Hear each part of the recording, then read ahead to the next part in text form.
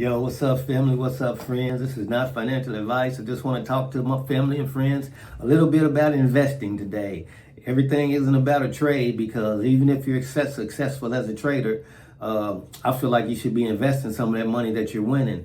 And if you're not winning as a trader, then you should be investing some of that money to have you a safe place to put it, because when investing in trade and all, that carries risk. So you don't want to trade with money you can't afford to lose, but at the same time, you can invest some of that money and park that money in safe places so that you'll have it in the long run. Today, I want to talk about Bitcoin, Ethereum, gold, silver, precious metals, and things like that, because we're at a place where Bitcoin is down to 87.5, and even if it comes down a little bit lower, then Bitcoin it's a good time to start dollar cost averaging in. A lot of people think that you have to buy $87,500 worth of Bitcoin just to get in it. You don't. You can get in Bitcoin with $10.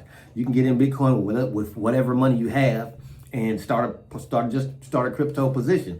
And it doesn't have to be major. It just be enough money to get you going, so that in the long run you have that money somewhere where it's going to grow. Because some projections have Bitcoin going to 100, 200. Well, it's already been over 125,000, but a lot of people have it doubling from there, going to 250, even 300,000 one day. And if it does, you'll be in position to let your money grow right with you, especially for the younger investors. For more aggressive investors and traders, then this might not be for you, because if you're like me, I went from being just a regular investor to a trader because I wanted to take advantage of a way to grow my money, and in ways that I wasn't going to be able to do it as an investor, because I started late. So sometimes if you start late, you have to run faster to catch up, unless you plan on staying behind. And I don't want to stay behind, so I do aggressive trading, and I have an aggressive personality when it comes to that. But at the same time, when it comes to investing, I now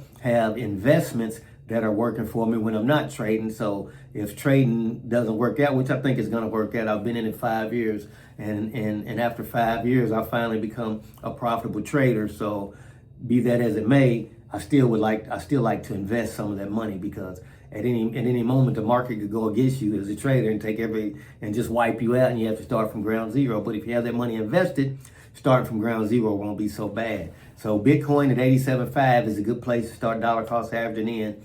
And Ethereum is under $3,000. Just $2,929. So if you can dollar cost averaging in crypto, if crypto just goes back to where it was at in the summer, 5,500, you've almost doubled your money. And Ethereum one of these days could be $10, $15, $20,000 a coin.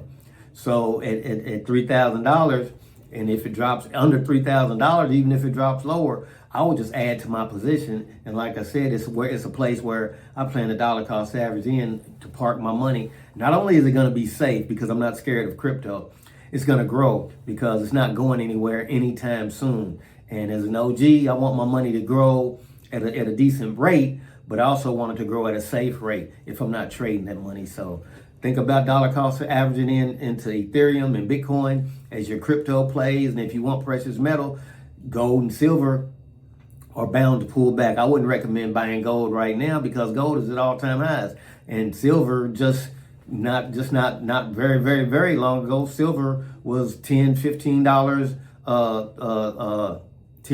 10, 20, somewhere around there in the 20s for an ounce, and it has doubled since. So in 10 years, if it doubles from where it's at now, it's a good place to start dollar cost averaging in, and on the pullbacks, because it's time for, it could in the near future be time for precious metals to pull back, because gold is at an amazing price, like $4,500 an ounce. And I remember when gold was just $1,000 an ounce, and under that even. So gold has grown at an astronomical rate, if you ask me, from the time I first was introduced to it. So it's gold and silver, and then you can trade all of these things on Robinhood now.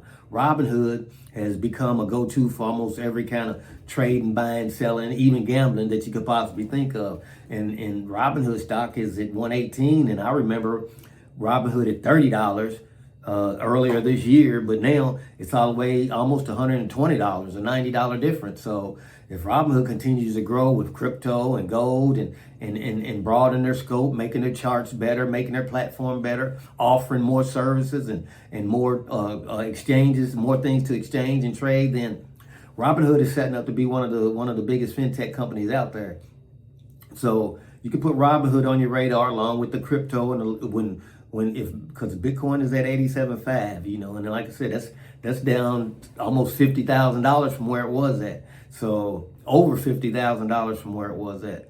So it's something to think about, and think about getting in there and parking your money and letting your money grow. If that's what you're interested in. If you're interested in investing your money or something like that. So I can't tell you what to buy, hold, sell, trade, any of that, but I'm just telling you what I'm doing, and I think crypto is in a buy rate and is a buy zone, and even if it goes lower, I'll just try to get more, because the more the merrier when these things go up again. So gold and silver, let them pull back. When they pull back, because they're going to pull back, and they may pull back significantly. If they pull back significant enough, then you can start dollar cost averaging in gold. But right now, for 2026, early 2026, with Bitcoin being at the close to 52-week lows, then I'm gonna look at that too. So, like I said, be ready for 2026. Let's get ready to trade and get this money.